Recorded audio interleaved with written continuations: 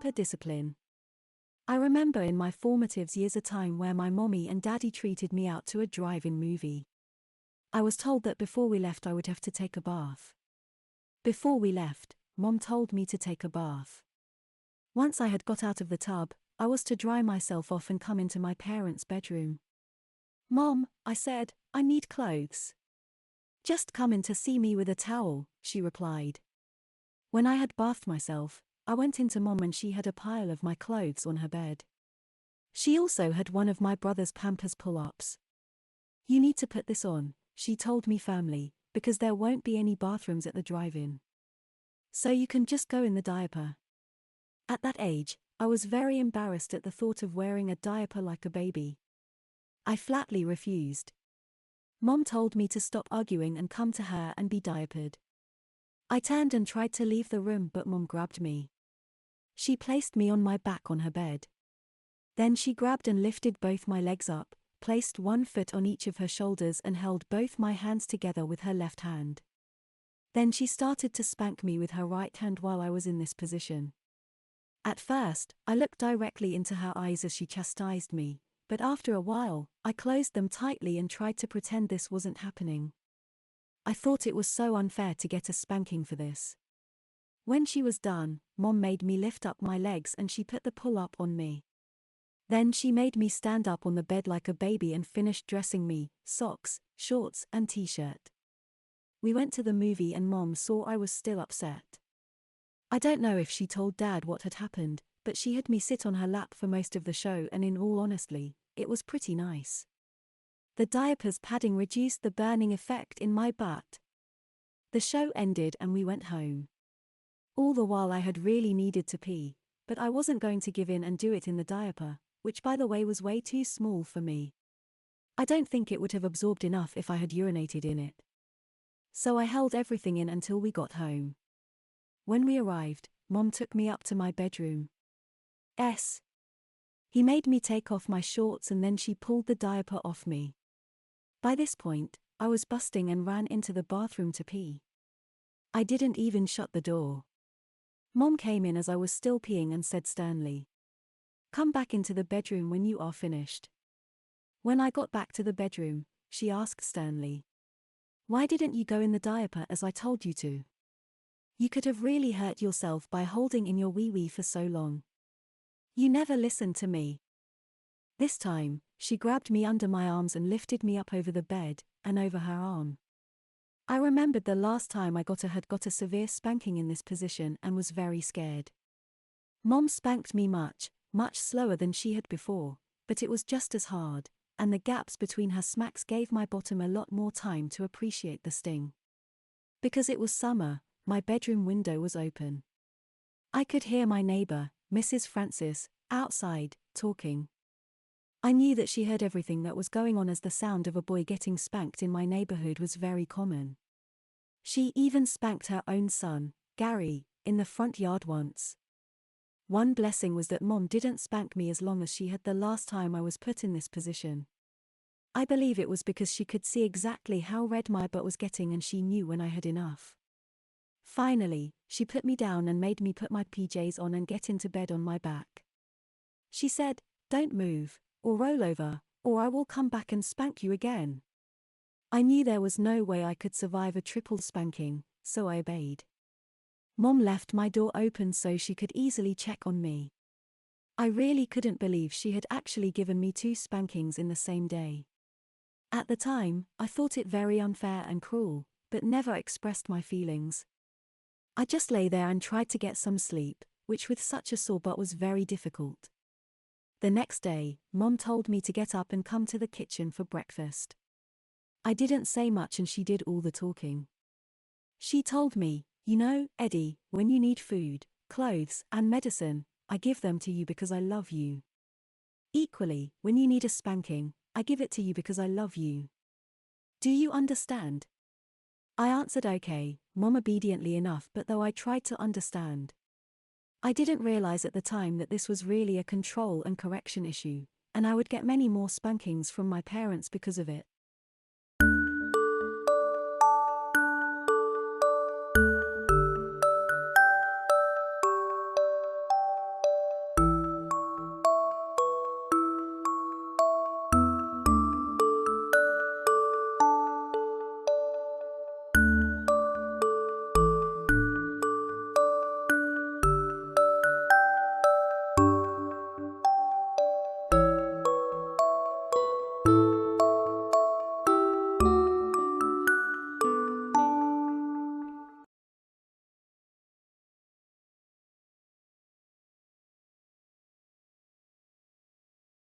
Katy Matthews' private eye. Katy was inconsolable just 3 years after she had undergone the growth treatment. Without the help of Dr. Ronnie, she would have never made it to the joint funeral. Alicia and Grandma had been on their way to pick up Katy from a karate class when the accident happened. The two people Katy loved most in the world had been killed by an 18-wheeler that simply lost its brakes. Katy sobbed loudly as both caskets were lowered side by side to their graves. In Katy's mind, her life was also lowered into the graves with them. 3 days later, Katy walked into the bureau and quit, without explanation. Katy knew that she would be useless in the field in her current situation. There was no way Katy would endanger her fellow agents in her current state of mind. Luckily, money would not be a problem for Katy. She was the beneficiary of both Alicia's and Grandma's life insurance.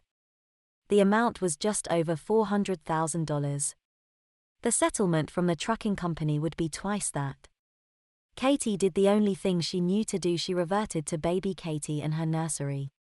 Dr. Ronnie visited Katy 6 weeks after the funeral just to check up on her. It took at least 5 minutes before Katy even answered the door. Katy was an absolute mess. She was wearing both a wet and messy diaper and did not seem the least concerned about it. Ronnie then noticed the condition of the apartment. Simply put, it was a pigsty. The kitchen was even more disgusting than the apartment. To be honest, the whole apartment stank of wet and messy diapers. Ronnie visited with Katy for a while, then said her goodbyes. The next day, Ronnie started interviewing nannies for Katy. Ronnie was very happy with her choice for Katy's new nanny. Her name was Gretchen. She was from Sweden and was 35 years old. She was also one of the largest women Ronnie had ever met, at approximately 6 feet 4 inches and 275 pounds. Her resume was excellent. She had a great deal of experience taking care of children of all ages. Ronnie explained the whole situation to Gretchen, including the fact that she and Gretchen probably would not be welcome when Katy figured out what was going on. She told Gretchen at first it would be imperative that she treated Katy exactly like the baby she wanted to be right now. She explained she wanted some routine in Katy's life. Then she was slowly to try and get Katy interested in other things, like the news and foreign affairs, anything at all that would make her use her mind and face the world again. Ronnie also explained that the bank, including a charge account at the local supermarket, paid all of Katy's bills. Ronnie had arranged for Gretchen to use the account, even though that had taken her FBI badge to pull off. Ronnie told Gretchen that if she needed money for anything else, to use her own and bring Ronnie the receipts. Ronnie would be paying Gretchen's salary herself, at least until Katy came to her senses and realized this was for her own good.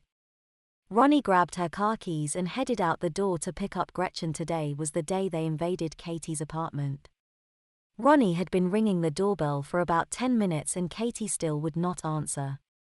So Ronnie found the landlord, flashed her badge and got a key. Ronnie could not believe her eyes. In only a little over a week, the apartment even looked and smelled worse. Gretchen and Ronnie found Katy sitting on the floor in the kitchen playing Russian roulette with her .38 snub nose. Katy, Ronnie assumed, had 1 bullet in the gun. She would spin the cylinder, then put it to her head and pull the trigger. "Katy, please baby, put your toy down and come here." Katy looked up to see Dr. Ronnie and this huge woman standing there. "It's not a toy, Dr. Ronnie. I like to think of it as my salvation. It's the only way to end the pain. One thing is for sure, I am going out with a bang." Katy then giggled and spun the cylinder again and started to put it to her head. Gretchen quickly stepped forward. "Give me that gun, young lady, now or else." Katy almost instinctively minded the woman with the booming voice and handed her the gun. Gretchen handed the gun to Ronnie, and Ronnie quickly unloaded it, finding, as she suspected, 1 bullet. She almost fainted when she notices the marks on it. The firing pin had obviously hit the bullet several times. Through the grace of God, the bullet was a dud. Katy, realizing what she had done, stood up and looked at the two women. Her diaper was full and almost hanging to her knees. Katy herself was a filthy mess. "Why are you two here bothering my game?" I did not invite you. Get out of my apartment now or I will kick both your butts. Gretchen stepped forward to Katy. She looked like a freaking giant. Now that little girl I would like to see. Katy had been trained to evaluate situations like this. She knew if she proceeded and made one mistake, Gretchen would simply overpower her. Just then Ronnie spoke up. Katy, this is your new nanny. Her name is Gretchen. I hired her to take care of you. Katy tried to walk out of the kitchen but Gretchen blocked her way. Get out of my way, Godzilla. I need to use the phone to call the police. Fine, go right ahead, said Ronnie, then I will make a couple phone calls too. When the police see the way you are living and acting, I should have no problem at all getting you committed to a sanitarium. Katy was pissed. Why are you doing this to me, Dr.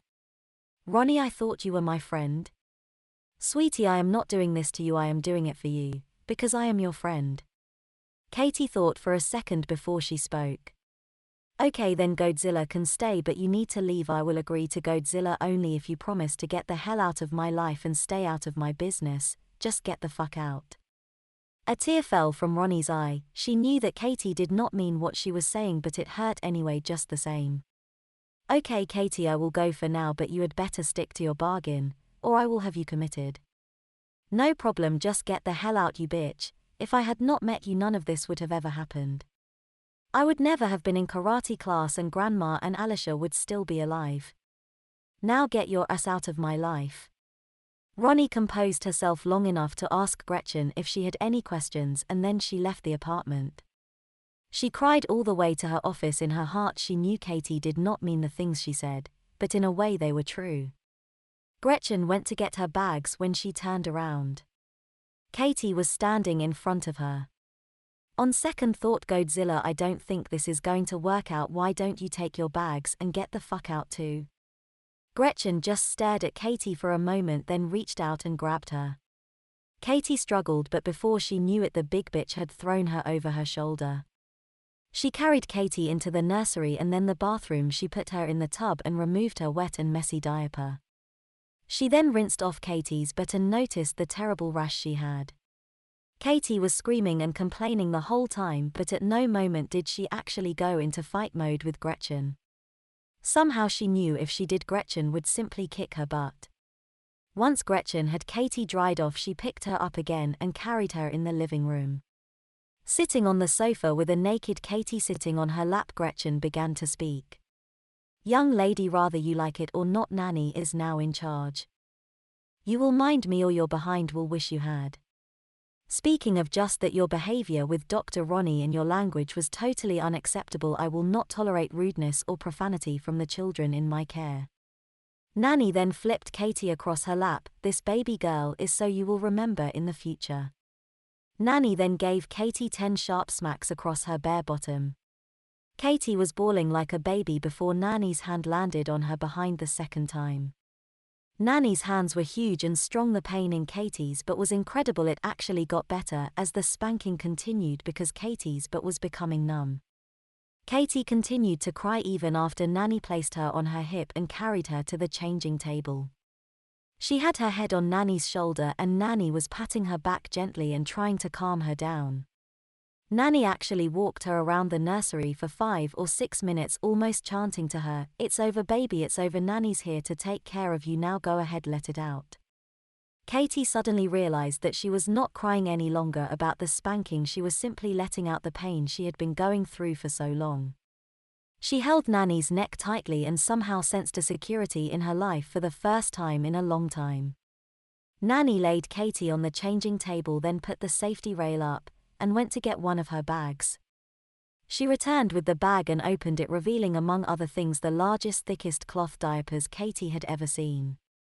Nanny also came up with a tube of her favorite rash creme and liberally applied it to Katy's rash. She then slid one of the thick cloth diapers under Katy and pinned it shut. Nanny then picked Katy up and carried her to her playpen. Sitting her down in the playpen, Nanny smiled. "Baby, you play here, okay? Nanny has lots of cleaning to get started on." Katy asked if she could have cartoons on and Nanny turned on the TV and handed her the remote. It took Nanny 3 days to get the apartment clean and smelling fresh again. She had spent most of the first day searching the apartment to make sure Katy had no more weapons. She ended up finding 6 more handguns and several knives plus enough ammunition to fight a small war. While Katy was napping, she called Ronnie and asked her to pick them up. She also asked that Ronnie bring her a couple of hasp and 2 padlocks. She would use those to lock up the kitchen knives in 2 drawers. Katy was finally not only getting used to her routine but also used to walking in these thick diapers. She had fallen on her butt like a toddler the few times she tried. Katy had been very well behaved since Nanny moved in, not even complaining when Nanny moved into Grandma's bedroom. That was about to change a bit. Katy was adamant that she did not want to go outside. Nanny was adamant that she was going to. Naturally, Nanny won. Before Katy knew it, she was standing at the park wearing a disposable diaper and a onsie snapped between her crotch. Katy spotted a police officer and feared she would be arrested for indecent exposure. He walked right up to her and smiled. "Are you Katy Matthews of the FBI?" Katy did not say a word. The officer smiled. "No, of course not. Well, go play, sweetie, have fun." He then patted Katy on her diapered butt and sent her on her way. Katy finally forgot what she was wearing and tried to have a good time in the park. She ended up playing on the swings and teeter-totter with a little girl named Daphne. Daphne told Katy she was 7 and asked Katy how old she was.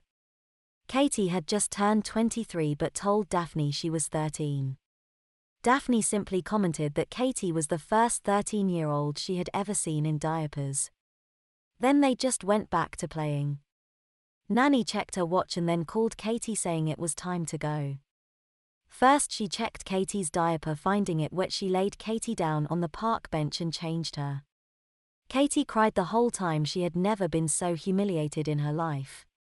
Nanny then walked Katy to McDonald's for lunch. After they ate, she sent Katy to play in the fun land for about 30 minutes. They then headed home. Sensing that Katy was tired, Nanny picked her up and carried her the last 3 blocks. Katy was sound asleep sucking her pacifier when they finally reached the apartment. 3 weeks had passed since Nanny had become part of Katy's life. Even though Katy was not ready to admit it, Katy was grateful to have her. Katy was clean all the time now and rash-free. She had gained back the weight she had lost. Nanny was a wonderful cook. The truth was, for the most part, Katy was a happy baby. Sure, sometimes Katy misbehaved and did not mind. Even then, Nanny usually swatted her but 3 or 4 times and stuck her in her timeout chair in the corner. Not that Katy could not feel Nanny's swats even through her thick diapered butt. Katy actually loved her trips to the park with Nanny. She had made many new friends and was best friends with Daphne. Katy did not even mind since it got warmer. She was often taken to the park wearing nothing but a diaper and a t-shirt. Katy was perfectly content spending the rest of her life as a baby. She hardly ever thought about her time as an FBI agent. Katy did think about one thing: the way she had talked to and treated Dr. Ronnie. Katy was thinking about this laying in her crib, having just finished her nap. Katy stood up in her crib and called for her nanny. Nanny walked into the nursery with a big smile on her face. Did Nanny's baby have a nice nap? Katy held up her arms smiling as Nanny lifted her from the crib and carried her to the changing table. Just as Nanny was finishing pinning her fresh diaper in place, Katy began to speak. "Nanny, what are we having for supper tonight?" Surprised by the question, Nanny answered, "Beef stew and banana pudding." "Why do you ask, baby?" "I was just wondering if you would have enough for 3. I would like you to invite a guest for me." Nanny smiled at Katy. Maybe this was the breakthrough she had been looking for. "Sweetie, your nanny will probably make enough for 6 or 7. Who would you like me to invite?" Katy held out her arms and Nanny picked her up. Katy then leaned in to whisper in Nanny's ear, "Dr. Ronnie, please." Ronnie hung up the phone after talking to Gretchen. She then called her secretary and told her to cancel her business dinner appointment that evening. The appointment was important but not nearly as important as Katy. Nanny dressed Katy in one of her prettiest party dresses. It was yellow and she had on ruffled yellow plastic panties to match. Nanny fixed Katy's pretty hair in a simple ponytail and tied a huge yellow ribbon in it. Nanny was pleased to see how excited Katy was. Katy had jumped up and down and giggled when Nanny told her Dr. Ronnie was coming. At 6:30 sharp, Katy heard the doorbell ring. She was playing with her toys in the playpen and could not answer it. Nanny walked from the kitchen and lifted Katy from the pin. "Let me get the door, princess." Katy stood there as Nanny walked to the door and opened it. Dr. Ronnie walked in the living room and smiled at Katy. Katy suddenly started to cry. She then removed her pacifier. "Katy does not have the words to tell you how sorry I am, Dr. Ronnie. I do know you saved my life. If not for you, I would have found a way to kill myself. Now I don't want to anymore. Katy also wants you to know that what she said about Alicia and Grandma was stupid." Katy just stood there crying. Dr. Ronnie walked to her and picked her right up off the ground, even though Ronnie was not that much bigger than she was. "You listen to me, you special little darling. Dr. Ronnie never once was mad at you and you have nothing to apologize for. I just wished I had been here sooner for you. Katy, you are a very special person, and rather you want to be a baby or an adult, I promise you I will always be here for you, for now and forever." Katy then asked Dr. Ronnie to sit down, then crawled right in her lap, and showered her with hugs and kisses. Soon Nanny said dinner was ready. Katy sat in her high chair and fed herself with impeccable manners. Actually, she only got a couple of spots on her bib. After dinner, Gretchen and Ronnie had coffee and chatted while Katy sat on the floor and colored. Before any of the three realized it was time for Katy's bedtime bath. When Nanny mentioned it, Katy asked Dr. Ronnie if she would give Katy her bath. Dr. Ronnie was more than a little happy to do just that. Katy was playing with her bath toys and splashing in the tub as Dr. Ronnie attempted to bathe the baby girl. The truth is known, Dr. Ronnie had always had people to do this sort of thing for her, even though she was enjoying it. Suddenly Katy put down her toys and asks about her undercover sisters. Ronnie was more than happy to fill her in on how the girls were doing. She suggested that Katy pick up the phone and call them sometime. Katy then smiled at Dr. Ronnie. "How much are you paying Nanny, Dr. Ronnie? Because I know it's my responsibility. I want to know so I can instruct the bank to start making her salary payments." Ronnie told Katy that she would call the bank and take care of the details. "If they have any questions, they can call you, sweetie." Just a few minutes later, Katy lay in Dr. Ronnie's lap and nursed her night bottle. Katy in some ways was truly happy for the first time in a while. Naturally, she missed Grandma and Alicia, but for the first time in a long time Katy knew she was not without family. Before Katy knew it, she was fast asleep. It had been a long and wonderful day. After Katy was asleep and safe in her crib, Ronnie and Gretchen sat down to talk over a nice glass of brandy. Ronnie told Gretchen it was time to start including some adult things in Katy's life. If we let her get too deep in her babyhood, we may never get her back. Gretchen smiled and told Ronnie she knew exactly what to do.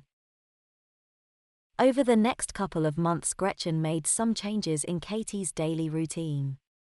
The first thing she did was reintroducing her to training potty. She could care less if Katy wet her diapers but felt the poopy diapers had to go. Katy could not have been happier. She was not sure how she ever got in the nasty habit of messing herself in the first place. Actually, Gretchen had suggested right after Katy had messed herself at the grocery store. It had been 2 months since Katy had learned to use the potty and she had only 2 accidents. One was at the park and the other was when she was sick. The other things Gretchen had taken to making Katy do, Katy was not so sure of. Katy had to spend an hour a day reading a book chosen by her nanny. At first this was a total grind for Katy and she hated the intrusion into her toy time. Once she got into the books, Nanny had to tell Katy when to put them down. Then she started making Katy sit on her lap every night while she watched World News Tonight. Katy had no choice but to watch. The first few nights she squirmed the whole time and pretended not to be paying attention. After about 2 weeks, Katy was reminding Nanny when the show was coming on. Nanny and even Dr. Ronnie noticed a lot of changes in Katy after that. She was once again spending hours on her computer. Gretchen noticed that she read CNN and USA Today religiously. Katy had also all by herself subscribed to the Chicago Tribune and read it every day cover to cover. Katy still spent time playing with her toys and loved her daily afternoon trips to the park. But she insisted on being dressed, and Nanny was pretty sure she was emptying her bladder on purpose before they went so she would stay dry at the park. Katy then started asking for some other things. She asked to join a pistol range and take up shooting again. Nanny would take her twice a week. She was amazed what a skilled marksman Katy was, so was the gun range owner. Katy even taught Nanny how to handle and fire a handgun. Then Katy wanted to join a gym. She signed both her and Nanny up and they went every morning for 2 hours. Nanny lost some weight, but Katy was getting in tremendous shape. The biggest shock was when Katy asked to return to her karate classes. Katy had long since realized that a big truck and not karate had taken her loved ones. Katy was actually so busy she barely had time for her toys or trips to the park. Nanny had even quit insisting that she take her afternoon naps. It simply took too long to get Katy to settle down. By the time she was asleep, it was time to get her up for one activity or another. Nanny was watching one of her afternoon soaps one day, when Katy walked in and crawled in her lap. Gretchen had noticed this technique before. It was what Katy did when she wanted something good. Nanny, I've been thinking and I think it's time Katy got potty trained again. Will you help me? Please. Katy spent the next couple weeks potty training, but it just did not take. Katy still had accidents about a third of the time in her new disposable training panties. Undaunted, Katy was still determined to go on with her plan. She would make the announcement tonight at dinner. Dr. Ronnie was coming and the timing would be perfect. Katy sat in her chair at the dinner table. The only childish thing was her bib, which Nanny had insisted on. Katy seldom used her high chair anymore except for breakfast. After they had finished the wonderful leg of lamb dinner Nanny had prepared, Katy ate some ice cream while Nanny and Ronnie had some coffee. Then Katy told them she had a special announcement. All eyes were on Katy when she began to speak. Ladies, Katy has decided to go back to work, but not for the FBI. I just think there would be too many painful memories. I have decided to open up my own detective agency and become a private investigator. The silence at the table was a bit deafening. Finally, Dr. Ronnie spoke. Baby, it sounds like you have given this a great deal of thought. How come you never mentioned it before? Katy giggled. Oh yes, I came up with this idea back when I first started watching the news with Nanny. But I was pretty much a full-time baby then, and I knew y'all would not allow it. So I tricked you so I could do the training I needed and get my adult mindset back. I hope you are not mad at me. Ronnie just started laughing and then Gretchen did too. She's smarter than both of us. She beat us with our own trick. Gretchen nodded. Yeah, and we thought we had done such a wonderful job of bringing her back. All three of them were laughing now. Then Katy spoke again. Don't either of you ever question what you have done for me. I love you both and you saved my life. Now Nanny, could you change my panties? I think I had an accident. The next day Nanny took Katy to the courthouse to apply for her PI license. One of these days, thought Katy, I have got to learn how to drive. Katy put her pacifier in her purse once Nanny had the car parked. Then waited as she had been taught until Nanny came around to get her out of the car. Nanny took Katy by the hand and they walked into the building. Katy made a mental note that she was going to have to break Nanny of always holding her hand in public. They found the office they needed and Katy asked the lady for applications for both PI and handgun licenses. Katy was shocked when Nanny spoke up. I will be needing a couple of those too, please. As the lady went to get the applications, Katy gave Nanny a questioning look. You did not really think Nanny was going to let her baby do this by herself, did you? Besides, it sounds like fun. Katy just smiled. Okay, partner. They filled out the applications and then Gretchen took Katy to the ladies' room. Gretchen praised Katy for keeping her panties dry and sat her on the toilet. When Katy was finished, she wiped her with some TP and then a baby wipe from her purse. Katy then suggested they go across the street to the coffee shop, get something to eat and a newspaper. We need some office space. Katy and Gretchen spent all day looking at offices. The last one they looked at turned out to be perfect.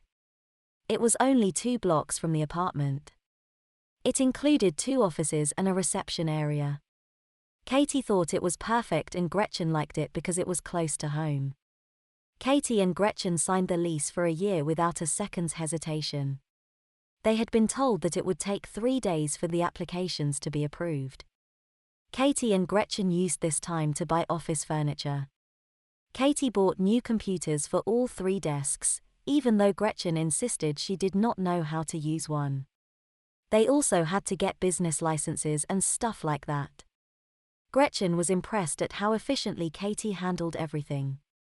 They picked up their licenses and badges on the 3rd day. When they got to the office, the man was painting the agency name on the door. Katy had insisted that Gretchen be an equal partner. Gretchen, however, insisted the agency be named after Katy. So there it was on the door, Katy Matthews, Private Investigator and Associates. Katy then spent a couple of days along with Gretchen interviewing office assistants.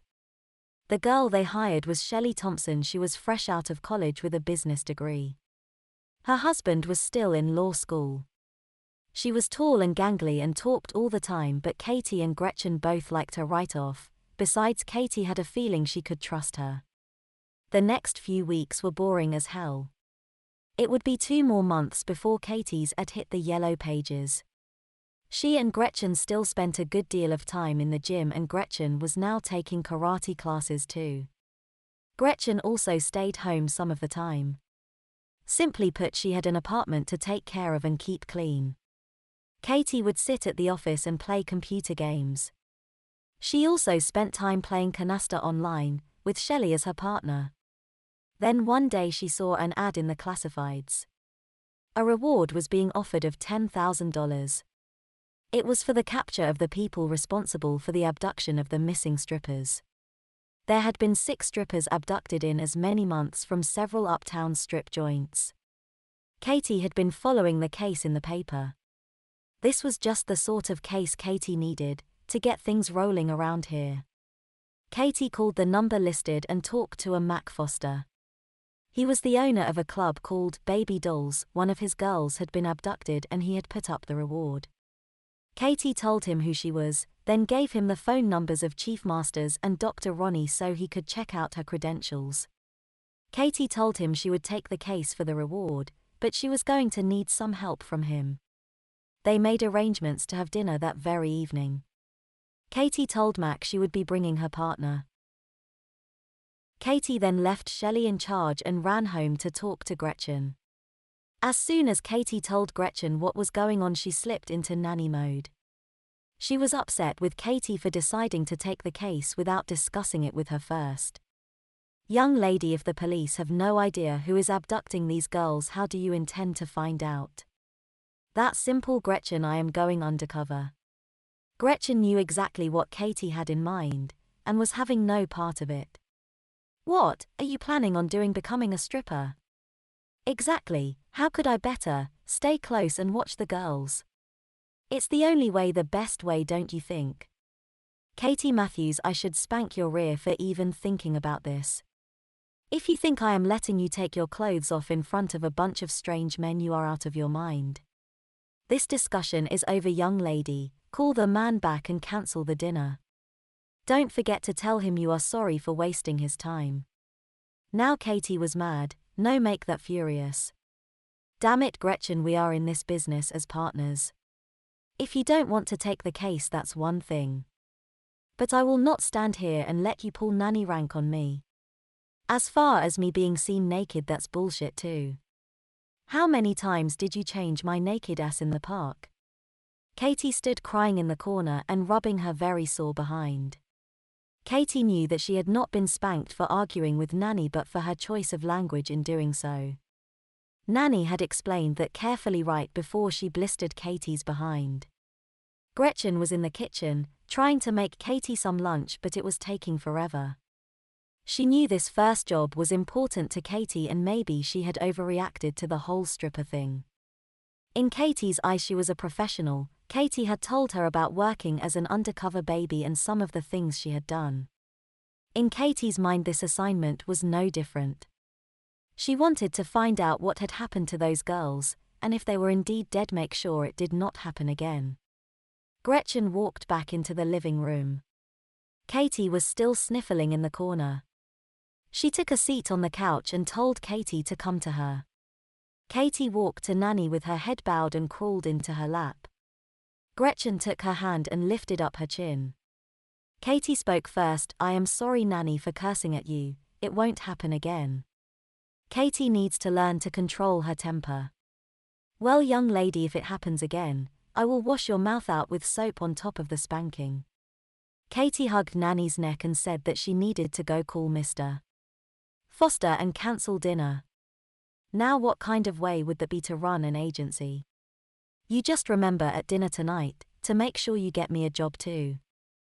I don't think I will make a very good stripper, but I have been a bouncer before." Katy screamed with glee and kissed Nanny all over her face. "Now how about for the rest of the day I get to see my baby Katy?"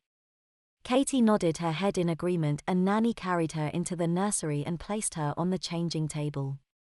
After some wonderful lotion that soothed Katy's still stinging butt, Nanny put one of Katy's thick cotton diapers under her powdered her butt and pubic area and pinned it snugly to her.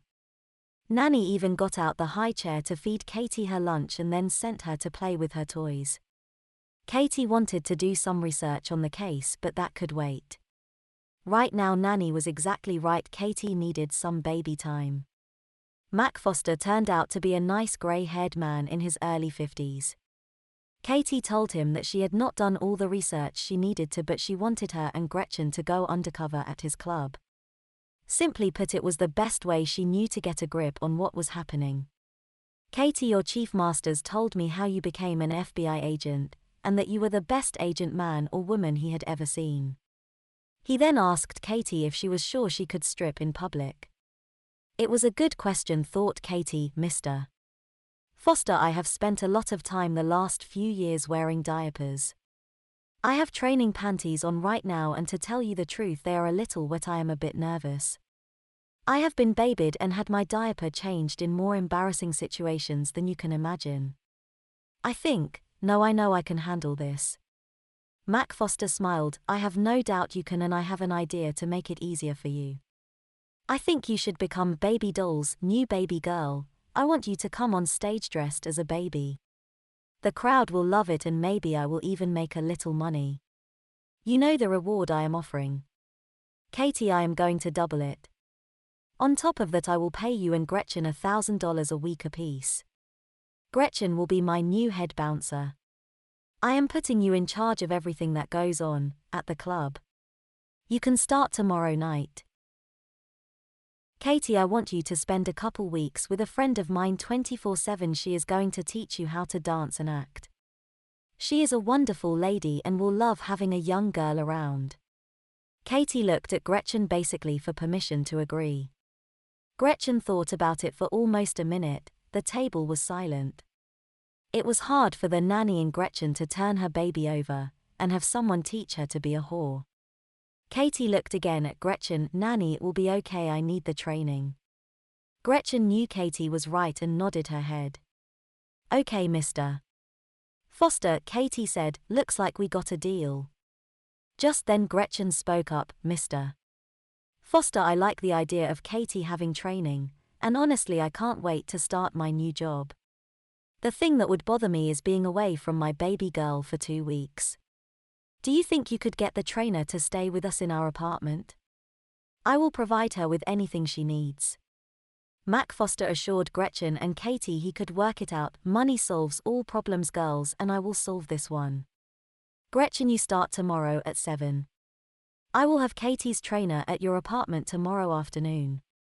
Mac Foster then excused himself. He needed to get to his club. Nanny took Katy home and quickly diapered her and put her to bed. Well, as quickly as she could, Katy nursed her bottle, but Nanny could tell she was very excited. Nanny hoped Katy's excitement was the challenge and not the danger. It was really hard to tell what excited her the most. Finally, her baby was asleep. Gretchen took a bubble bath and thought about what she had gotten herself into. How in the world did she go from nanny to private investigator? Gretchen knew that she had some bouncing experience. That was the easy part. She also knew that while they were undercover, she could not mother or overprotect Katy. It might be dangerous and ruin the whole investigation. Right now Gretchen needed to relax. She masturbated herself to climax before climbing out of the tub and going to bed. The next day at 3 p.m. the doorbell rang. Katy was sitting in the living room wearing only a diaper, playing with some dolls. Gretchen and Katy both felt if the trainer was going to live here 2 weeks, she needed to know the real Katy. Gretchen answered the door. Standing in front of her was one of the most beautiful women she had ever seen. This woman was no kid. She was probably older than Gretchen, but she had a beautiful face and the body of a goddess. "Hi, I'm Lena Dawson. I am here to train Katy. Is she home?" Gretchen took Lena to the living room to meet Katy. Lena showed no reaction when she saw Katy sitting there in nothing but a diaper. Gretchen introduced them and asked Lena to take a seat. Katy, mainly checking for reaction, got up and went and crawled in her lap. 3 hours later, after eating a wonderful dinner Nanny fixed, Lena told Gretchen not to worry about a thing. She promised to take wonderful care of Katy and told Gretchen not to worry about a thing. Later that night, Lena bathed Katy and began to talk to her. "Young lady, I want you to know I think you are adorable.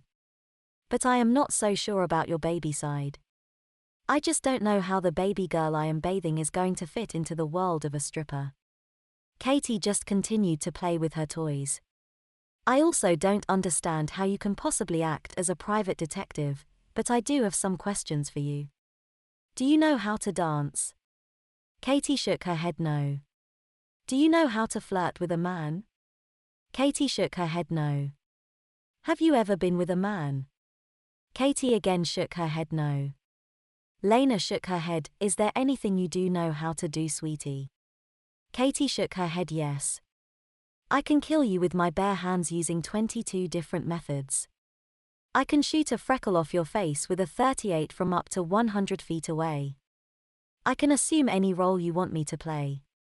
"Lena, you don't worry about Katy. She will learn to dance, she will learn to flirty. Katy will learn anything you want or expect me to do. I will make you a deal. You do your job the best you can and I will do mine, okay?" Lena was a bit shocked and a bit impressed. She knew immediately that she had understated the girl she was bathing. Lena helped Katy out of the tub and dried her off. She then took her to the changing table and diapered her for the night. It had been a while since she diapered one of her nieces, but she remembered how. She was helping Katy into her crib before Katy spoke again. "Lena, will you please warm me a bottle? You will find one in the fridge." Lena went to the fridge and got the bottle. After warming it in the microwave, she checked the temp on her wrist and carried it into the nursery. Katy took it and began nursing it.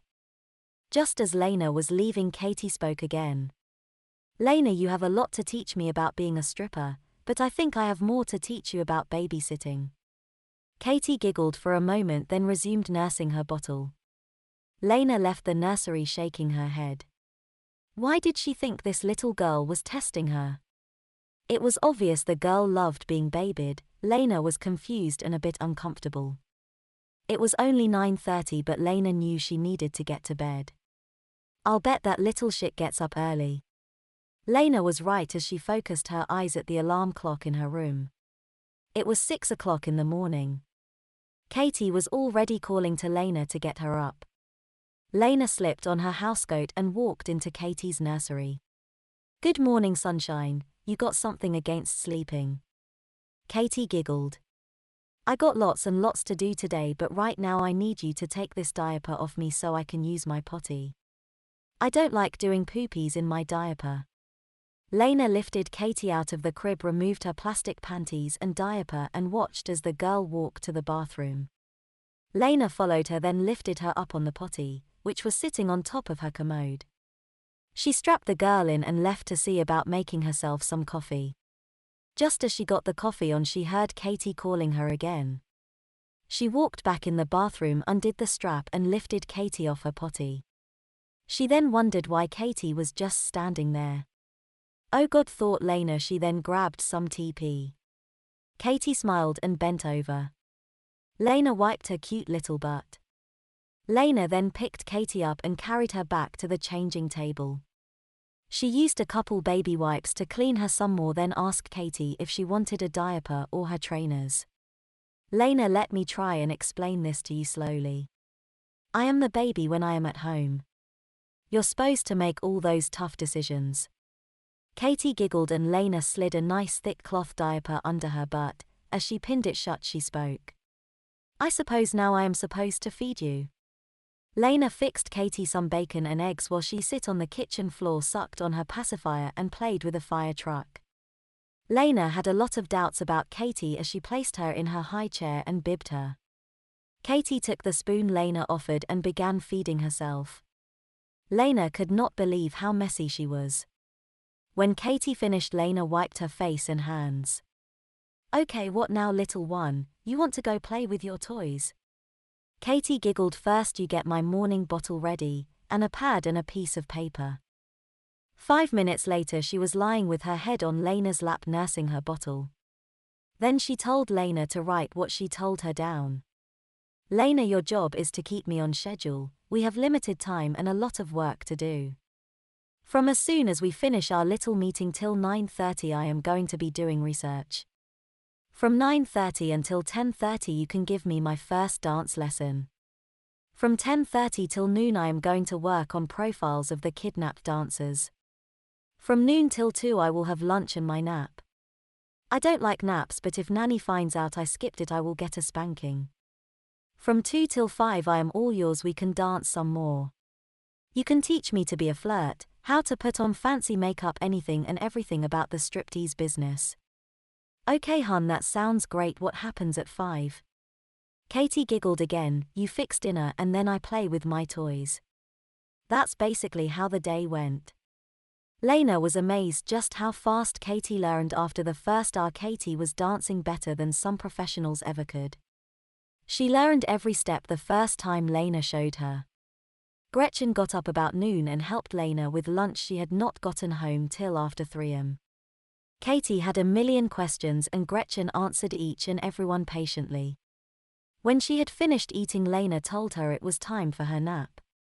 Katy told her she had changed her mind and was not taking one. She figured Nanny would intercede, but she loved testing Lena.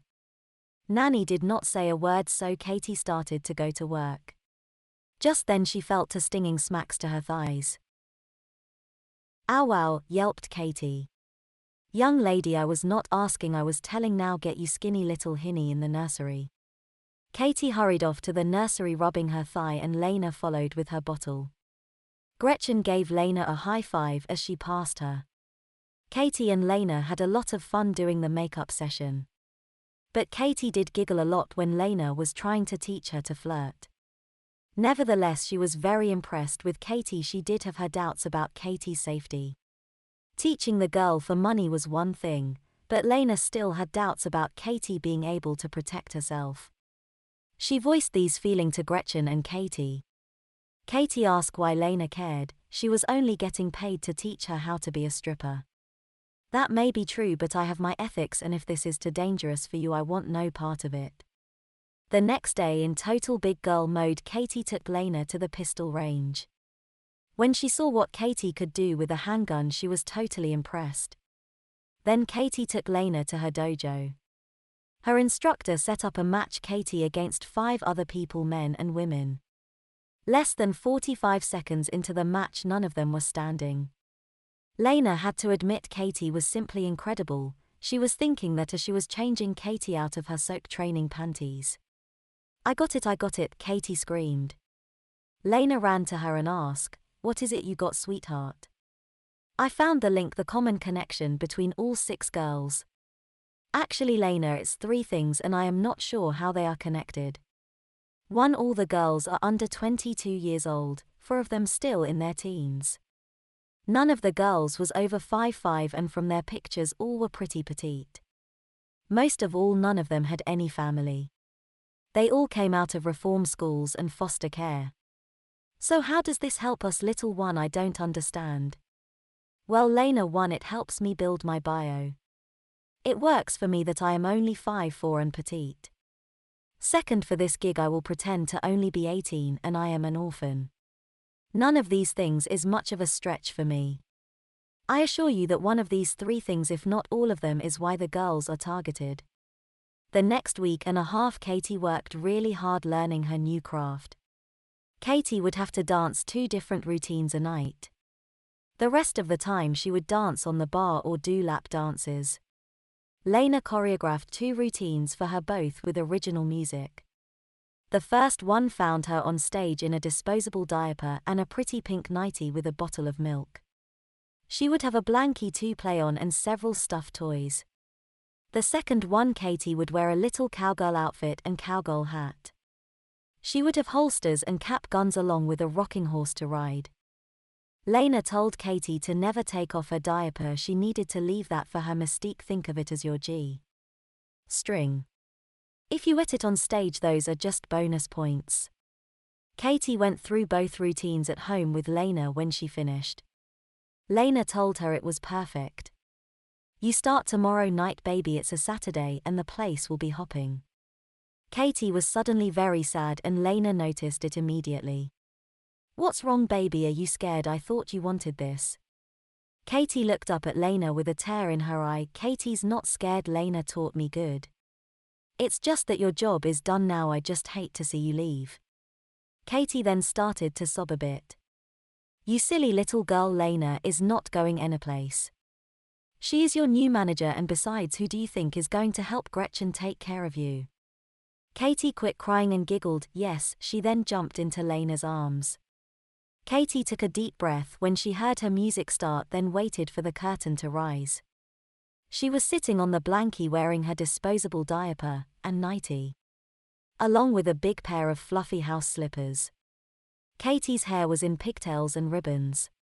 Her act started out with her sitting on the blankie playing with her stuffed animals and sucking on her bottle. Katy could tell by the catcalls that the men were loving it. She then took off her slippers, stood up and started to dance a bit. Lena backstage kept thinking to herself, that's it girl, work it, work it. Katy then slowly pulled her nightie off and tossed it in the crowd. She danced with a pole for a while, all the time nursing her bottle. She let some of the milk from her bottle run down her chest and over her perky little breast. She had all eyes on her and Katy could feel them. When her music finished, Katy said her line loud and clear, me need a daddy, could it be you? Better yet, just as she did, the front of her diaper turned yellow. One man almost had a heart attack. Katy was a big hit. She was also busy the rest of the night doing lap dances wearing a single thin cloth diaper. Lena had to change her 4 times. Monday the crowd was bigger than Saturday and they all came to see Katy. It got better and better for the rest of the week. It was getting so busy Mac doubled the cover charge and told Katy she was getting a cut. They put Katy's picture up on the mag. Within a week she was the club's headliner. It was almost like Katy was the only one that still remembered why she was here. Katy was afraid that the other dancers would be jealous of her. Then nothing could be farther from the truth. They thought she was adorable. Katy talked to them as much as she could. She expected that the girls would only know about the girls that had been taken while working for Mac. But most of them knew the other girls too. Just the same, a month later Katy knew no more than when she had started. It was Sunday. She was sitting on the floor playing with her toys aimlessly. There was something Katy was missing and it was driving her nuts. She was getting tired of being bait. She was supposed to be an investigator. In fact, she would not have to wait much. Katy went over and over every bit of evidence and information she could find. Katy believed it was over. The kidnappers had not snatched another girl in almost 3 months. No matter how hard she tried, simply was beginning to think there was simply not enough evidence out there to help her find the girls. The way the girls were taken, for one thing, was a total mystery. The girls had simply turned up missing. No witnesses had seen a thing strange or unusual. The police were not even sure where the abductions took place. It was midnight at the club. Katy had already done 4 shows that night. She had a headache and wanted to go home. She was beginning to think once again that she was wasting her time. The police had given up on this case. Why shouldn't Katy? Lena told Mac Katy was not feeling well and she was taking her home. She then called her and Katy a cab. The cab arrived at the apartment building and Lena paid the driver. She took Katy by the hand and started to enter the building. Just then a figure stepped out of the shadows. Katy stepped in front of Lena to defend her, then felt a sting in her neck and passed out. Lena turned to see where the sound came from and soon felt the same sting Katy had. Later at the hospital, Lena told the police all she knew. 2 people in black outfits with black ski mask out of nowhere. The one in front of them distracted them while the other one shot us. Lena hated herself for not protecting that sweet baby. She should have been more careful. She should have waited till Gretchen got off like they normally did. Gretchen told Lena it was simply not her fault and that Katy could and would take care of herself. Seeing Lena had calmed down, Gretchen went and called Dr. Ronnie. The next morning a team of FBI agents showed up. Their team leader was Chief Masters himself.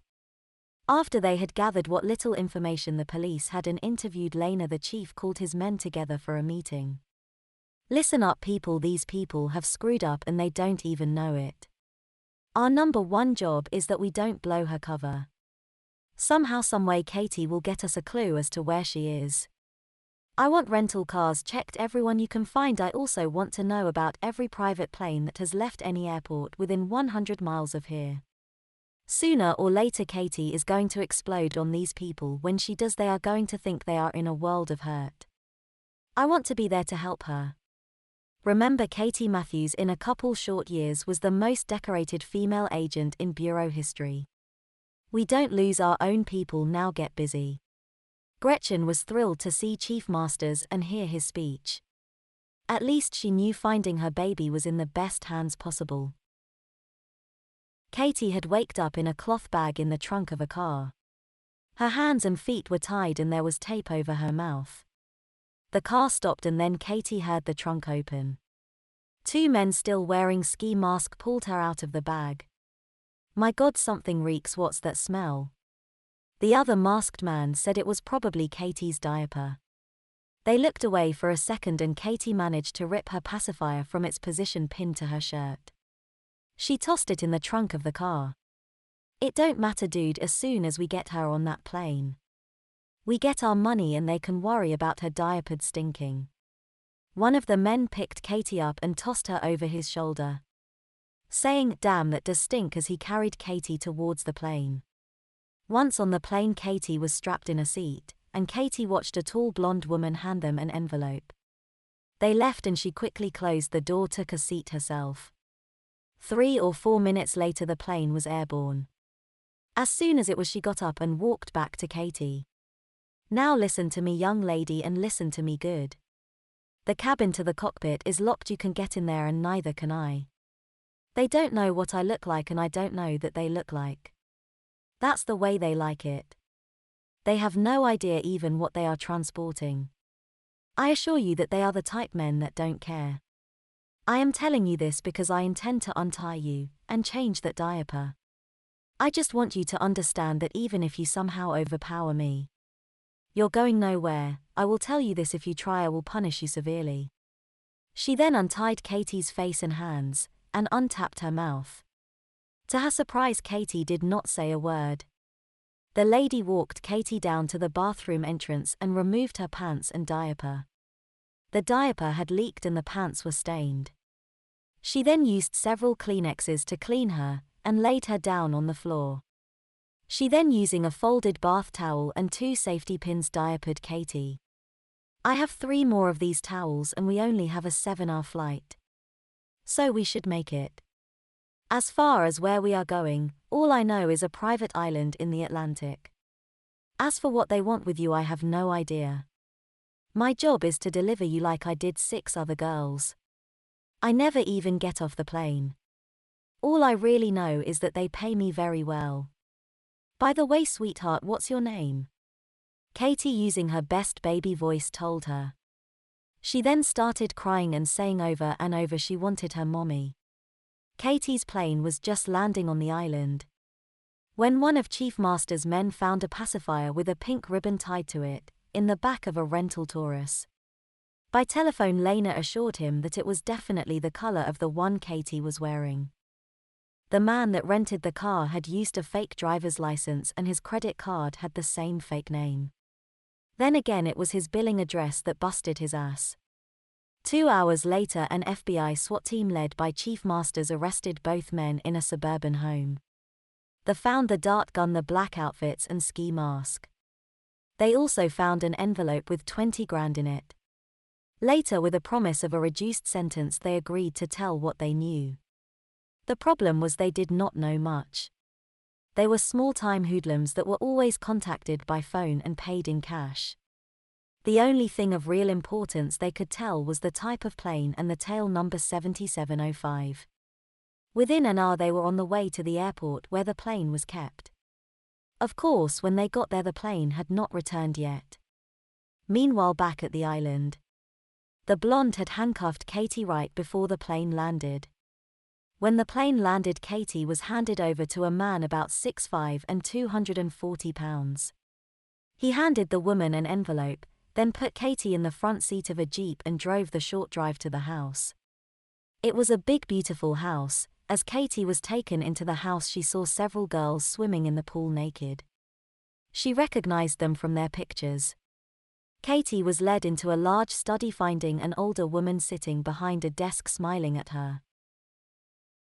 She then looked quizzically at the young man. "Why is this girl wearing a diaper? I knew she danced in them, but this is ridiculous." The young man told his boss that he did not know. From what he understood, she needs them. The woman dismissed the young man and looked at Katy. "Young lady, we have no guards here, and there are no fences. But other than a few natives, we are the only people on my island. I thought when I quit stripping years ago I had enough money to live for the rest of my life. But some investments went bad. That's when I came up with my plan. I am going to throw some very expensive parties for some very wealthy and important guest. The girls I have collected are simply my hostesses. If you mind, you will be treated very well. If you don't, Angel or myself will punish you severely. The other girls have already decided to cooperate. Honestly, I think they like it here. So what do you have to say?" Katy thought to herself, this woman was nothing but a madam, running her idea of a high-class whorehouse. Instead of hiring some girls, she had just stole them. Katy looked at the woman and started to cry, "Me want my mommy." A few minutes later, Angel walked in the room. She was big black woman built like China from the WWF. She was instructed to take Katy to join the other girls and to order her some disposable diapers. Katy was taken to the pool and her diaper removed. "Lunch will be in a little while, girls. Enjoy the pool until we call you." All the girls gathered around Katy and started talking.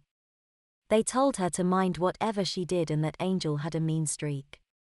Katy asked them one question: is it really just the young man, Angel, and the old lady watching us? When they told her yes, Katy crawled out of the pool. She then turned to the girls in the pool. "When I get over by the pool, you girl make a lot of noise so that Angel comes out here." Katy got in position and gave the girls the signal. They started yelling and screaming and Angel came walking out. Katy thought to herself, "Showtime, you know I came all the way to this island to kick your big black ass. What you say we get started?" Angel lunged at her and Katy kicked her hard right in the nose, breaking it.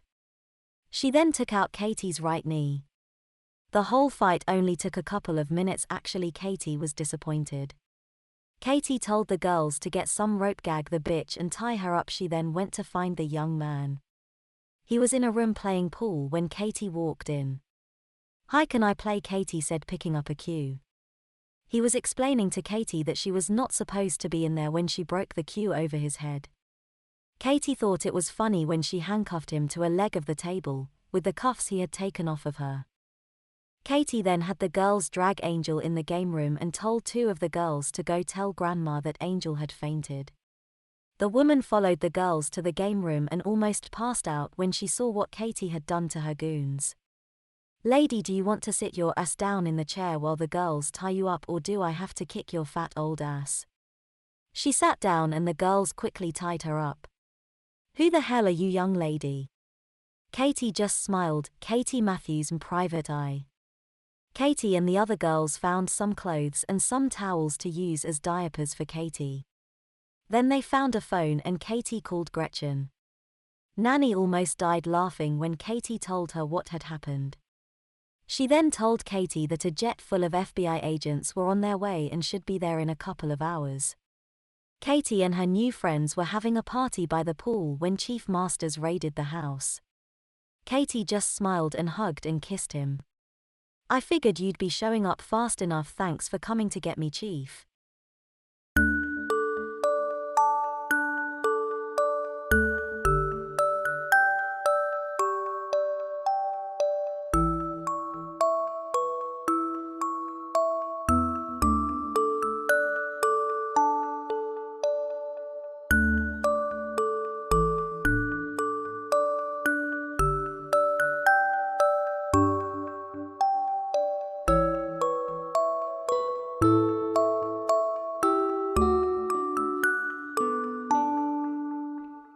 Irene, like most girls in her late teens, argued with her mother. She thought she was always right. She tried to tell Irene what to do with her life. And Irene resented it. Just because her mother was a powerful sorceress didn't mean that she had to be one too. She was determined to go through life, not relying on magic as her mother did. That made you weak. She wanted to earn her way through life. She was an idealist. Yes, she had learned of her powers and had done some things with them. But not for years now. He wanted to hang out with her friends. They'd all think she was some kind of freak if they knew what she could do. No. No powers. No magic. That was not for her.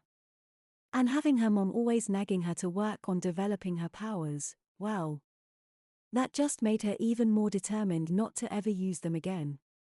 Little did she know that one day in the future, fate would make her change her mind.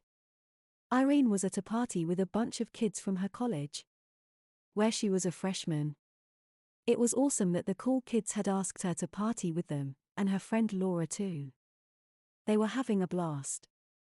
Talking, dancing, and flirting with all the cute guys.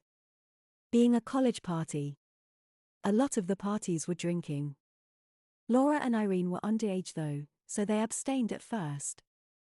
But when person after person kept offering them drinks, and they felt like the only people there left out, they decided that they would each have just one drink.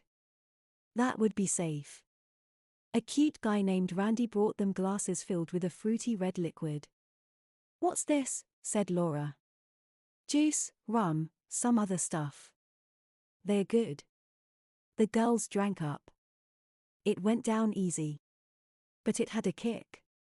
They could both feel the effects of the alcohol quickly, since neither of them had really drank much before. They loosened up and continued to party. But about 15 minutes later, there was a problem. "I don't feel so good," said Laura. "I just had half a glass. Why do I feel like I can't stand up?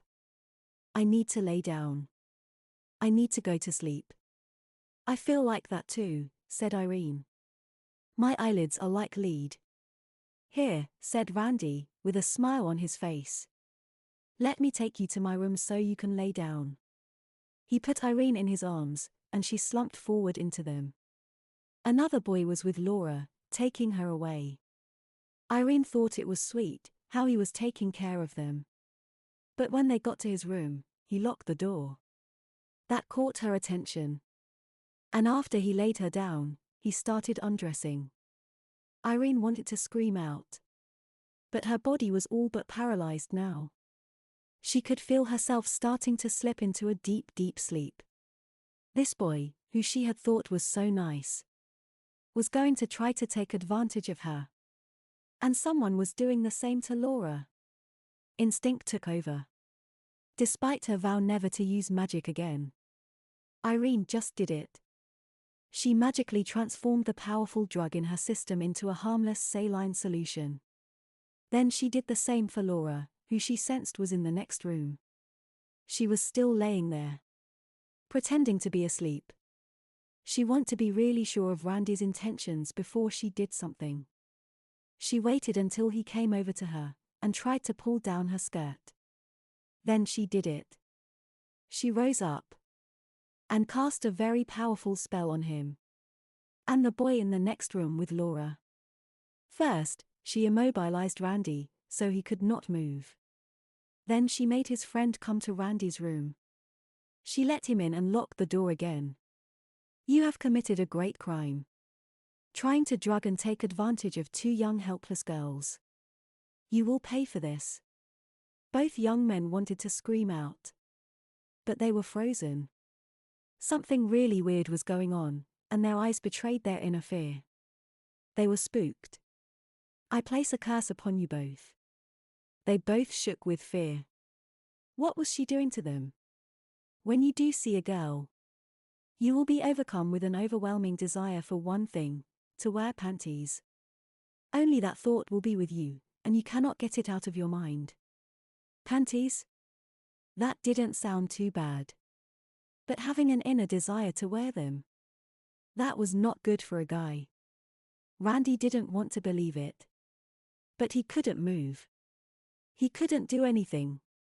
He was forced to be quiet and listen to her. And finally, if you ever do wear panties, you will change. You will become a beautiful young woman. Become a woman? That was the worst possible threat for a guy. Both young men were very scared now. You are cursed now. The curse cannot be lifted. Except by me. I expect for you to treat me and Laura very kind from now on. Like queens, or goddesses.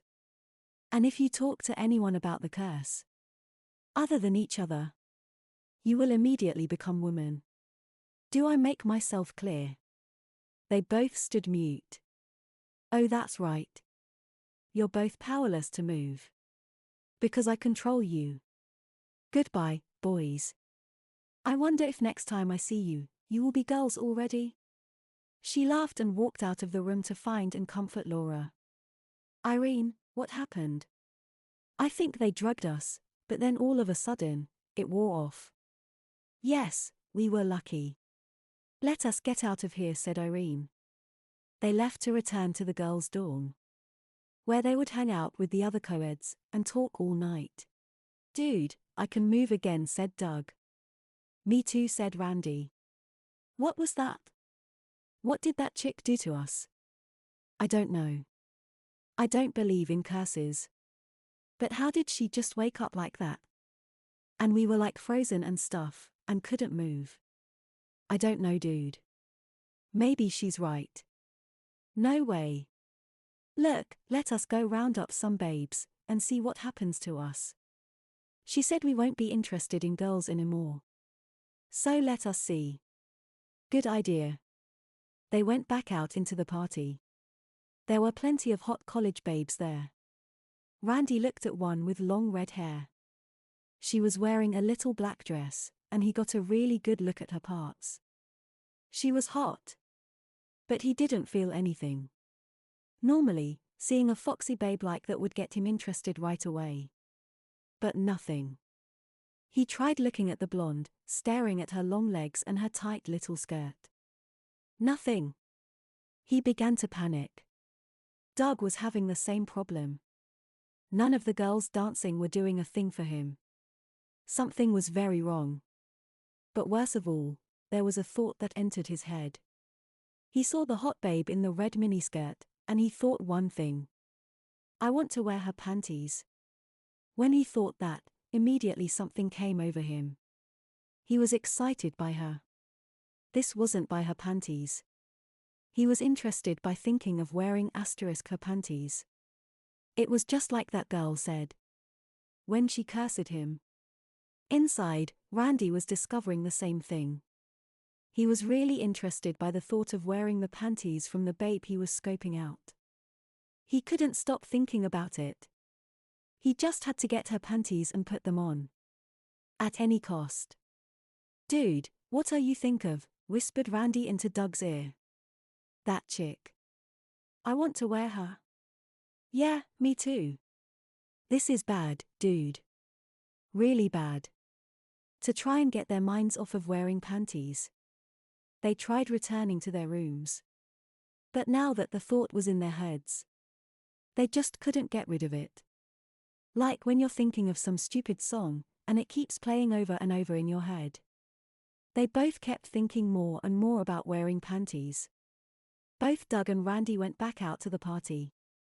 Slammed some beers as fast as they could. Then went to bed so they could get some sleep. And try to forget about everything. After a week, Doug thought he was going crazy. Morning, noon, night, even in his sleep. He was always thinking about wearing panties. The girl he was seeing was about to dump him because he couldn't do anything for her anymore. Randy fared no better. He was really upset that he couldn't perform. His main squeeze was about to drop him too. You don't love me anymore. She whined as she massaged him. I'm sorry, babe, it isn't you. It's me. Yes, because you're seeing someone else. I don't turn you on anymore. You think I'm fat? No, babe, it's nothing like that. I'm just having a problem. I'll go get some help or something. You're 20 years old, Randy. You don't need help. This isn't something physical. It's in your mind. Unless you can decide that you really love me. I guess we should stop seeing each other for a while. Randy was heartbroken. He was losing his girlfriend, and he didn't know how to stop her from leaving him. He laid there and watched as she took off in a huff. She was so upset and left so quickly. She had pulled on her jeans without putting on her panties. They lay on the floor, right in front of Randy's bed. Immediately, he became interested. He looked at the panties, and more than anything, he wanted to wear them. He had been thinking about it for days. And now, he had a pair, right there. He sat up, reached down, and picked them up. They were pastel purple, soft and had a lacy trim. There was a little bow in the front. He had always liked it when his girlfriend wore them. Because it looked like she had a gift under there for him. Almost without thinking, Randy put his foot into the hole in the left side of the panty. Then he put his right foot in too. The panties were down around his ankles, but he was overwhelmed with a massive feeling of pleasure from just doing that. He knew what that witch of the girl had threatened if he wore the panties. There was no way he wanted to be a chick. But it felt so good to have them down at his ankles like this. Way better than an orgasm. He decided that he wouldn't actually wear them. He'd just pull them up a little, to see how it felt. He moved them up to his knees, and wow. He had to sit down. The rush he felt inside was so intense. Beyond words. It was like his mind didn't want to, but his body did. He moved them up to the middle of his thighs. Wave after wave of awesome rush went through him. He edged them up another notch, and the elastic waistband lightly rubbed against him. Just from that touch, he thought he was going to become happy. Just from that light touch. He had to close his eyes and lean his head back. The panties worked their way up higher still. They were almost in position. He pulled them up. But he held out the elastic waistband. So he wasn't wearing them. But the rush that ensued was so strong that he let out an involuntary moan. Then covered his mouth with his hands, as if to try and keep it in. Snap! The elastic closed around his waist. He was wearing the panties now. Randy looked down at himself.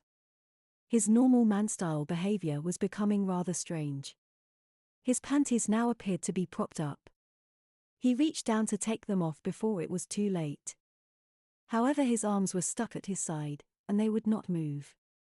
His head was stuck looking down.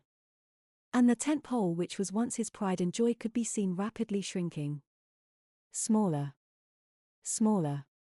And smaller. In seconds, there was no tent pole whatsoever. They were laying flat against him. Randy gasped for breath as he looked down to see his rapidly shrinking tummy. It was getting smaller. But at the same time, his hips were getting wider. He could feel the same of his butt changing, getting rounded, with more padding. This effect was traveling upwards, towards his head. His chest started swelling.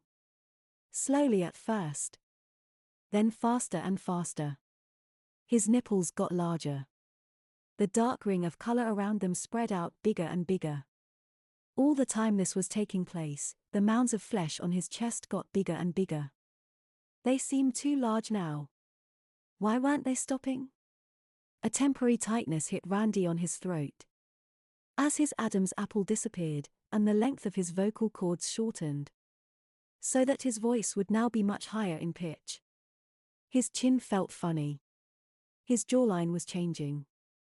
His face ached as his nose got smaller. His cheekbones higher and more prominent.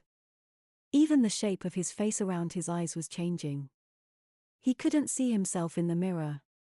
But he sensed that he was becoming pretty. As he looked down, he could now see the locks of hair from his head. As they lengthened and spilled down past his shoulders, onto his chest. They ticked his chest, which was now completely devoid of hair. It looked like a girl's chest now. Because Randy was no longer a guy. He was indeed a girl. "Hello, Randy," said a voice. Irene's voice. Or should I say Stacy? Because that's your name, now that you're a girl.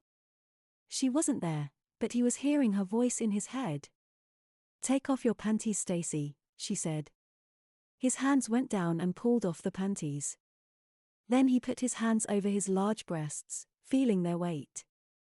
"Stacy, listen to me," said Irene. "You cannot help but listen to me, and what I say. Relax. Take a deep breath. Breath in, and out. In and out. You are calm. You are relaxed. Your mind is at peace. You are numb inside. Your mind is empty and blank, with no thoughts now. It is an empty sheet of paper, to be written on." Stacy just stared ahead into space. She was calm and relaxed. All she sensed now was the voice she heard in her head. "Feel me in your head," said Irene's voice. "My words in your head. My words are becoming your thoughts. It is not me speaking them, it is you. Listen to my words, as they become your thoughts." Stacy was helpless now, ready to be reprogrammed now. "I am a girl," said Irene. To Stacy, it was as if she had thought that herself. "I am a girl. I am Stacy. I have always been a girl. And I love being a girl, more than anything. I love to dress in sexy clothes. I love to wear miniskirts. I love to wear makeup. I love being pretty." These thoughts were all etching themselves into Stacy's mind. Irene continued with her reprogramming. "I am a girl. I am female. I need love. I need a relationship. I need a man. I just have to have a guy. I feel so lonely by myself, and only a guy can make me feel happy. I want to be really pretty, so I can attract a cute guy. That's why I love to dress up this what." Stacy still stood there, as the thoughts entered her head. Her thoughts. "Stacy, listen to me," said Irene's voice. "I will let you go now. You can think of independent thoughts again. You will remember everything from your former life. But your new thoughts are the truth. Your old memories must be wrong if they conflict with the thoughts that are in your head now. Suddenly, Stacy could move. She looked around. She saw a man's t-shirt on the bed and quickly threw it on. An exciting thought came into her head. What if a guy walked in on her and saw her like that? She smiled. She needed a guy. It would be really cool if she could find one now. But didn't she used to like girls? Somehow, she remembered being attracted to girls. Liking guys would be wrong then. But no, she had to be wrong about that. Because just thinking about being with a guy, that turned her on so much. Her thoughts were interrupted by a knock on the door. "Come in," she said, in her high-pitched girlish voice. Doug walked into the room and did a double-take when he saw the hot chick standing there. "How'd you get in here? Where's Randy?" "Randy?" That name meant something to Stacy. Randy. Randy. It was so familiar. Had that been her nickname when she was younger? She had always been a girl, she was sure of it. So why would her name ever have been Randy? She was all confused. Seeing this hot guy, she could hardly think. She wanted him. Doug caught a glimpse of something then that sent a chill up his spine. On this girl's arm, there was a tattoo. Randy's tattoo.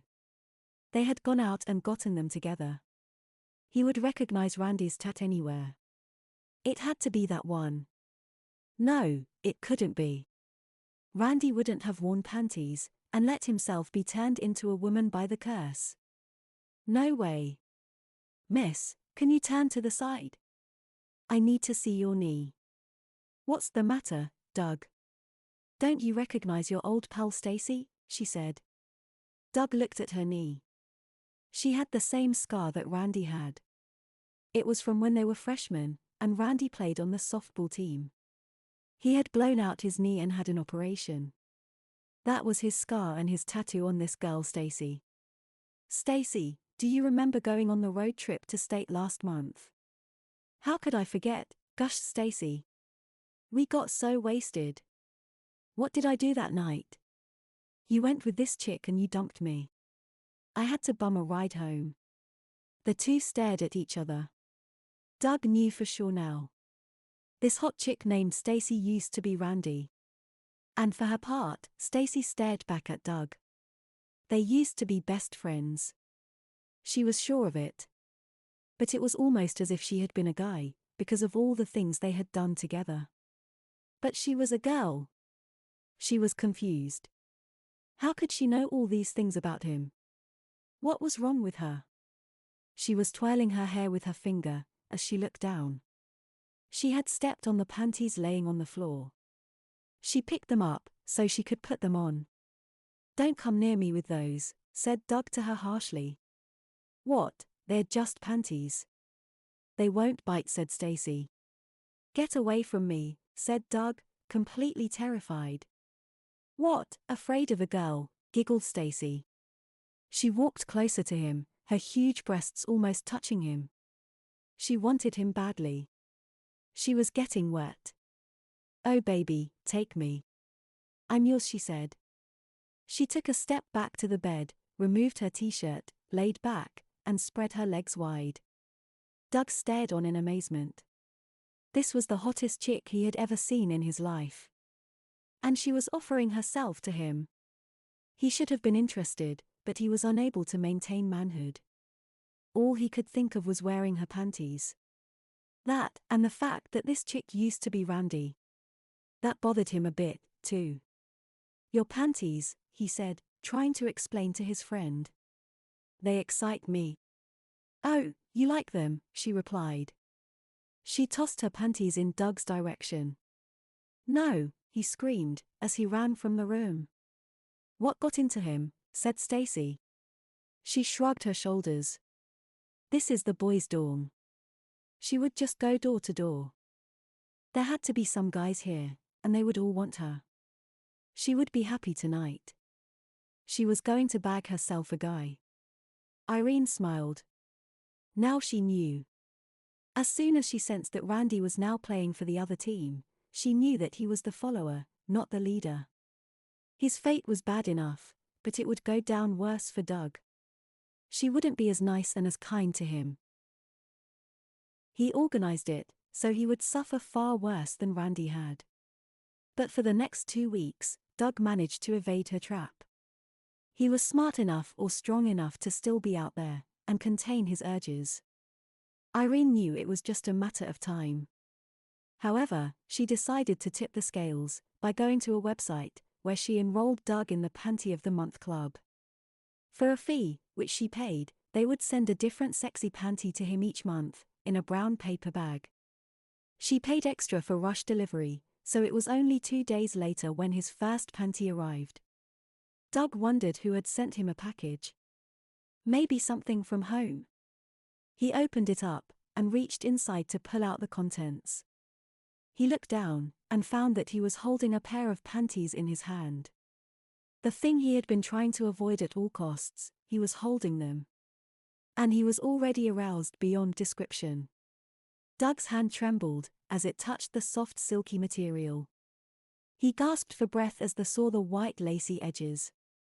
He had to put them on. How could he not? He was so overwhelmed with desire.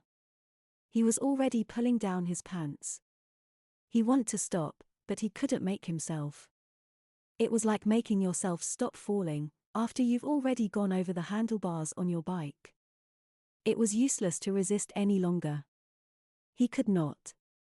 He needed to wear panties, in the same way he needed to breathe. You can only stop yourself from doing it for a time. Then you have to give in, as your unconscious response takes over. Soon, he was pulling the panties on, gasping as they made close contact with his skin. The feelings rushing all over him were overwhelming. He never felt so good before in all his life. He looked into the mirror, to admire the changes going on all throughout his body. He smiled when he saw that the panties were now flat against him, with no more unsightly bulge. They looked much prettier that way. His large breasts pushed out under his shirt, which pulled up high enough from their bulkiness to expose his belly button. His hips were wide now, his skin soft, his hair long, his face pretty. All just like Randy had experienced. However, Randy had one great advantage. Irene reprogrammed his mind so that he accepted being a woman. She reprogrammed him to believe that he had been born female. With Doug, she was not as generous. Doug stood before the mirror, and only one single thought bloomed in his mind. It started small, then got larger and louder. As the urge to wear the panties, it was overwhelming and all-consuming. Just one thought. I like men. Doug tried to hide himself. He was a hot babe now. Hotter than even Randy had turned out. His new female body scared him. But not as much as the fact that in his mind, he realized that he liked boys. He loved them. He wanted one. Randy identified herself as she. Almost right away. But not Doug. Inside, he was still Doug.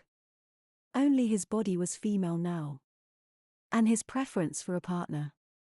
He tried to quiet his thoughts. But he could not.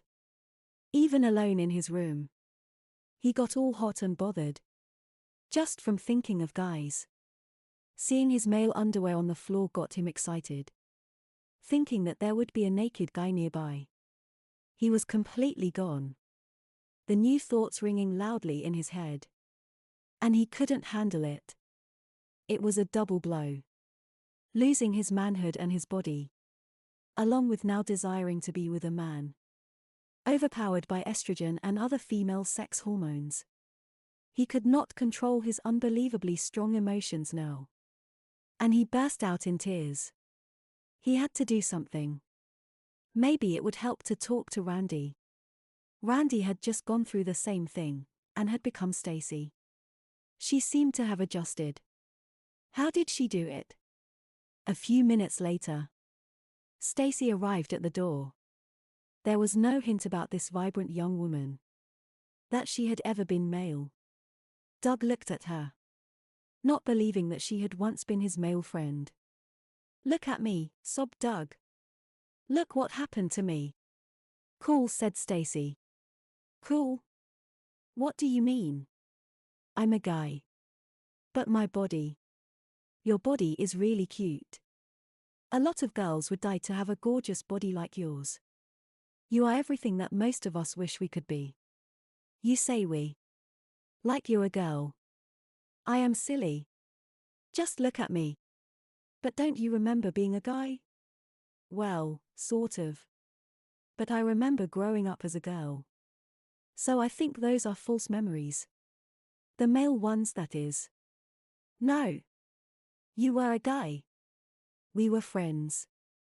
We still are friends," she said, squeezing Doug's hand. "Look. When you changed and became Stacy, how did you handle it? How did you accept your body changing, and all of that?"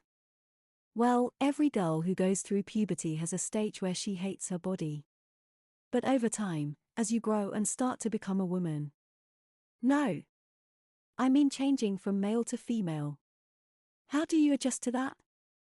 "I've always been female," said Stacy, wondering what was so wrong with this girl. She was talking all crazy. "Go," said Doug, crying again. "Just go." Reluctantly, Stacy left her friend behind to quietly sob away. When Doug's tears finally dried up, he had only one option left. As much as he hated to do it, he knew who was responsible for all this. Irene. He swallowed his pride and called her. "Irene, this is Doug. We need to talk." "Doug? This sounds like a girl. Not that hunky guy Doug. Is this some kind of joke? Don't play around." "Not now," snapped Doug. "Just get over here. We need to talk." "Okay, take it easy. That time of the month, huh? I'll be there in a few. CYA, babe." She hung up, leaving Doug feeling the sting of being called babe, and thinking that he would soon really have that time of the month, and all that it implied. Before he knew it, he was crying again. Irene knocked on the door and entered. She found Doug laying face down on the bed, arms over his head, still crying tiny sobs. She locked the door and walked in. "So Doug, what is it you wanted to tell me?" she asked. "Please help me," he said. "Change me back. I don't know how you did it, but I know it was you. Please. I can't take this." "I don't think you've quite learned your lesson," said Irene. "I didn't even hear a heartfelt apology for what you did." "I'm sorry." "Please," said Doug. "Now you're sorry. I'm supposed to just accept it. Like you really mean it? How many other women did you drug and take advantage of? If you hadn't been caught this time, how many more times would you have done it?" "I'll never do it again. I am truly sorry. Please." "All right. I'll give you a way out. You and your friend Stacy." She told Doug to call Stacy over to his room. A few minutes later, she arrived. "All right, both of you. I am giving you a chance to lift the curse. You must do two simple things for me." "Please." "Anything," said Doug. "First of all, you must volunteer 10 hours a week at the Women's Center. They provide health services for women on campus who can't afford health care on their own. They need lots of help. And I want you to both start contributing towards women." "How long do I need to do that for?" "As long as you are in school. I would hope that when you're done with school, you'd start providing financial aid for women's causes too. Just to show that you've really atoned for your past sins." They both put their heads down in shame. "If you do this, and the second thing I am about to tell you, then you can go back to who you used to be. Upon completion of the second task, you will have a choice. And when you wake up the next day, You will either be your current self, or your old self. I leave it up to you. I don't want to go back. I prefer being a woman, said Stacy. Shush, said Doug. Quit talking stupid. It is her choice, said Irene. Asterisk is asterisk choice, corrected Doug. Her choice, said Irene, having the final word. What is our second task, asked Doug, impatiently. Because you did something to us, in an attempt to your wicked way. I am making your second task the following. You must have your wicked way with 20 different men on campus. No. I'm not doing that with a man, said Doug. Then you'll be a woman forever, replied Irene. Doug gasped in shock, but Stacy smiled. What's so funny, said Doug. I'm already a quarter of the way there, she replied. What? You've gotten done the deed with 5 guys already? Yes. There are lots of hot studs here on campus. Sick, said Doug. Did you use protection? Asked Irene. Well, no. Then I hope you don't end up making a baby. Otherwise, you'll be a girl for the rest of your life. I hope I do get pregnant, said Stacy. Because then he'd have to marry me, and stay with me forever. And I'd have a little baby to raise. It would be so fun. I'd have a little family of my own. Doug looked like he wanted to throw up. How could Randy be so far gone that he was acting completely like a chick now? And how would he ever force himself to go through 20 guys? I'm just going to kill myself, he mumbled. Then you get to spend eternity as a girl, replied Irene. Doug looked up at her. He realized his dilemma. But what really scared him, perhaps more than anything, was knowing somewhere in his feelings he was going to enjoy the physical sensation.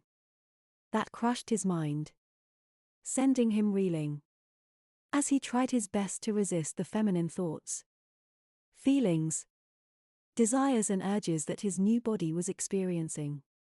He had to fight it. He had to. So, there you go, said Irene. I'll let you go, and decide what you want to do. It is totally in your hands now. Goodbye, girls. See you in class. With that, she left the room, leaving Stacy to salivate over the thought of bagging more guys. And leaving Doug as he wrestled inside himself for control. I'm going to the bar on Main and 4th, said Stacy. There are lots of cute guys there, and they will buy you all the drinks you want. Come on, let us get you dressed up, and get us some guys. Doug looked up at her, his eyes red and bleary from all the crying. He had no choice. He had to go with her. He rose to go wash off his face, and let Stacy dress him up in her pretty clothes. He had lost everything now. His manhood, his self, and now control. As he put on a skirt for the first time in his life, he also felt something new inside. True remorse for what he had done. He would never do it again. Ever. He would fight to make sure other guys didn't make the same mistake as he had. It would become his mission in life. Irene had an important phone call to make now. To her mother. Oh Mom, I'm so sorry I didn't listen to you before. You weren't trying to control my life. You were just trying to help and protect me. This week, I used magic. I know. I could sense it, replied her mother. But I was so mean to you, said Irene. Listen. When I was your age, I fought with my mother too. We were always at each other's throats. I swore I'd never be like her. I vowed that I would never become a sorceress. But over time, I saw the error of my ways. And I started to listen to you. Really? You think that you are the first generation to rebel against their mothers? But why didn't you tell me before, said Irene. You weren't ready to listen. I'm glad you learned your lesson on your own. And that nobody got hurt. Except the guys. They deserved what you did to them. You even gave them an out. If I had been cursing them as revenge for what they tried to do to you, they'd both be barefoot and pregnant by now. They laughed. Maybe Doug and Randy would wind up that way in the end. If I